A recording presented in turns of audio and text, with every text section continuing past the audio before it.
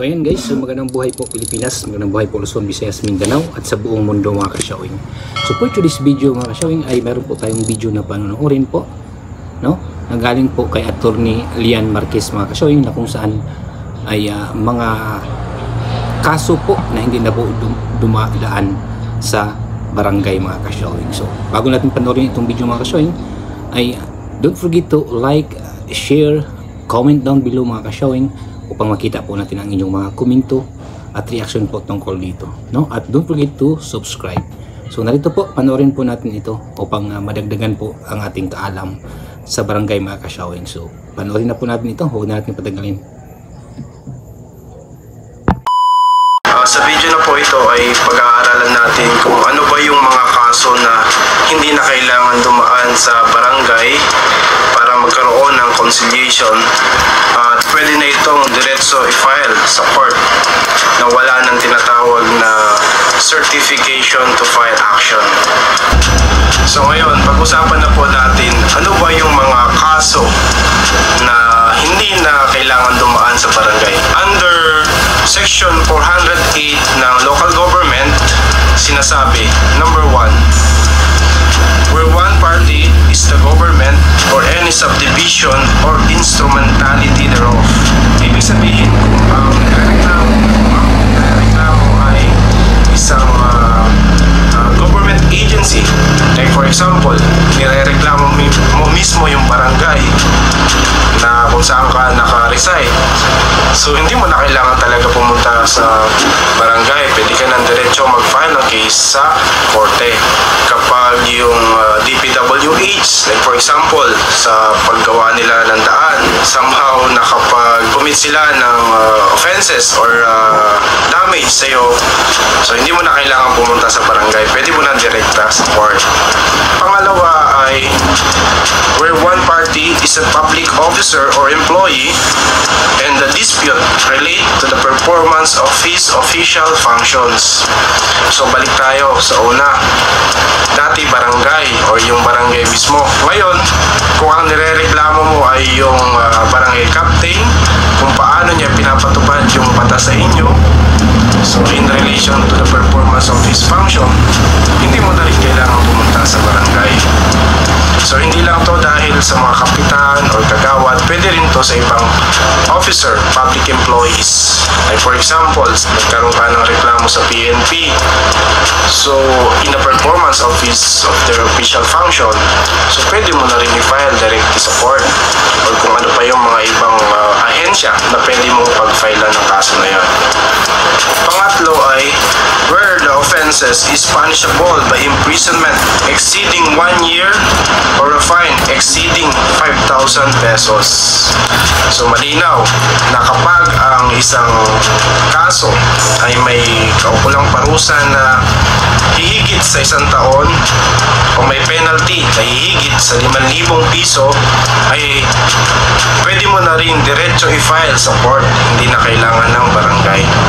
Pang-apat ay offenses where there is no private offended party. Ibig sabihin, wala naman talagang na-apektuhan o wala naman na directly injured na party. Halimbawa, kapag ang kaso ay illegal possession of firearms, so yan yun. Wala yung mga private offended party. Where the dispute involves real properties located in different cities or municipalities unless the parties thereto agree to submit their differences to amicable settlement by an appropriate loophole. So sinasabi dito, yung nasabi ko kanina, di ba sinabi ko, may mga instances na kahit nasa ibang city or municipality ay pwede pa rin madinig ng lupon tagapamayapa. Pero dapat magkasundo yung parties o yung contending parties na gusto nila ito ay iparesolve muna sa isang barangay. Kung hindi mag-agree yung isa, ay walang magagawa. Pwede nang directly mag-file ng case sa court. Pang-anim ay disputes involving parties who actually resides in barangays of different cities or municipalities except where such barangay units adjoin each other and the parties thereto agree to submit their differences to amicable settlement by an appropriate loophole. So, katulad din nung sinundan nito, kahit magkaiba ang city or munisipyo ng contending parties, pwede pa rin nilang itong ipasadya sa barangay. Pero dapat yung dalawang barangay na yon is adjoining. Ibig sabihin magkalapit or magkadikit. Ano pa example nito? Like for example, sa Quezon City and sa Manila, isang barangay is kadikit lang niya yung another barangay. Pero dapat din mag-agree yung both parties na gusto nilang i-refer muna ito sa barangay. Kung hindi mag-agree yung isang party, so wala rin magagawa. Kahit sino ay pwede mag-file diretso na sa court. Hindi na kailangan ng barangay or certification to file action na galing sa barangay.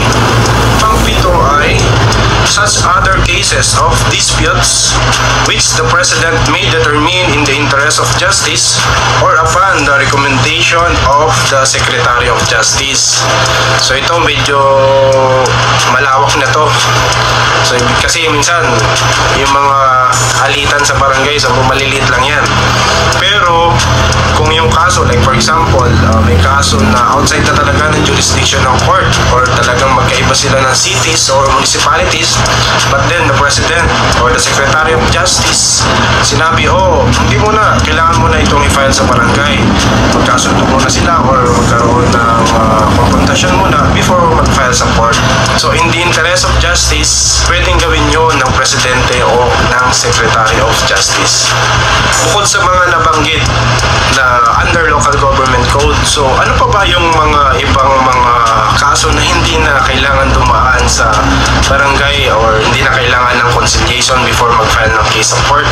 Sa Supreme Court Administrative Circular 14-93, nakalahat doon yung mga kaso na hindi na kailangan dumaan pa sa barangay. Una ay kapag yung disputes ay nangangailangan ng agaran or mabilisang pagresolba. Ano ba yung mga disputes na yon or mga kaso na yon na kailangan ng resolbahin agad na hindi na kailangan ng conciliation? Number one is in criminal cases where the accused is under police custody or detention. As you can see, kapag na-detain na ang isang accused na may criminal charges, is kailangan na yan agad pumunta sa piskalya. Kailangan na i-file agad sa piskalya ang kaso. So yung conciliation sa barangay talagang hindi na pwede kasi mabilisan to. Pangalawa is petition for habeas corpus by a person illegally deprived of his rightful custody over another or a person illegally deprived of or on acting in his behalf. So, papasok din dito yung habeas corpus. Kasi ang habeas corpus is mabilisan din to. Hindi to dapat patagalin. Like for example, kapag ang isang tao is na-detain sa isang lugar, yung pamilya niya or siya mismo ay pwedeng mag-file ng habeas corpus. Mabilis ang action nito sa part ng court. Ngayon, kung ikaw naman ay may anak, may legal custody ka sa bata, tapos gusto mong mabilisan mapupunta sa'yo yung legal custody, since ikaw naman talaga yung may karapatan, hindi na kailangan pumunta sa barangayan, pwede nang diretso pumunta sa korte. Pangatlo ay action coupled with provisional remedies such as preliminary injunction, attachment, delivery of personal property, and support during pendency of the action. Like for example, yung kaso mo, simpleng kaso lang siya, collection of sum of money, na kung saan under pa rin ang jurisdiction ng barangay. Ngayon, kung may mga additional prayer ka or may additional may kasamang kaso na for example preliminary attachment, preliminary injunction, or kung yung kaso mo is yung humihingi ka ng sustento, like for example ang kaso mo sa isang tao is support, kailangan kasi ng support pendente lite. Ibig sabihin ng support pendente lite is yung during the pendency of the case kasi pwede kang supportahan. So hindi na kailangan pumunta sa barangayan, pwede na diretso i-file sa korte. which may be barred by the statute of limitation. So medyo technical itong number 4. It talks about statute of limitation. Ano ba itong statute of limitation? So halimbawa, kapag ang kaso ay may prescriptive period, lahat naman ng kaso talaga is may prescriptive period, kung saan doon mo lang sa time na yon kailangan may file yung case. Ngayon, hindi mo na i-file. Tapos ngayon, still you have questioning the validity of that prescriptive period if really apply to you. So hindi mo na kailangan dumaan sa barangay. Pwede mo nang diretso i-file sa court. Kasi as if yung barangay, since nagkaroon na ng prescriptive period, ay wala na rin jurisdiction doon sa kaso. So it is up to the court whether to allow that action or hindi na. So no need for you to go to the barangay. Ano pa yung mga kaso na hindi na dapat idaan pa sa barangay? Where the dispute arises from comprehensive agrarian reform law. So I will not discuss further on that, pero it talks about lots, properties, real properties under comprehensive agrarian reform law. Another is labor disputes or controversies arising from employer-employee relationship. So, kung ikaw ay may reklamo sa employer mo, na-dismiss ka kaagad, so hindi na kailangan to dumaan sa barangay. Meron tayong labor arbiter, ang venue natin para dito. So, mga illegal dismissal cases. Another is yung action to annul judgment upon compromise, which may be filed directly in court. So far, yan po yung mga kaso na hindi na kailangan dumaan pa sa barangay. Pwede mo na itong diretso i-file sa court. Hindi na kailangan ng tinatawag na certification to file action. So yun lang po mga kaibigan, at salamat sa panonood muli. So yun guys, napanood po natin ang video po na iyon mga ka-showing, no? Kung saan nagsalita po si Attorney Lian Marquez mga ka-showing tungkol po sa mga batas mga ka-showing na hindi na po kailangan dumaan sa barangay mga ka-showing.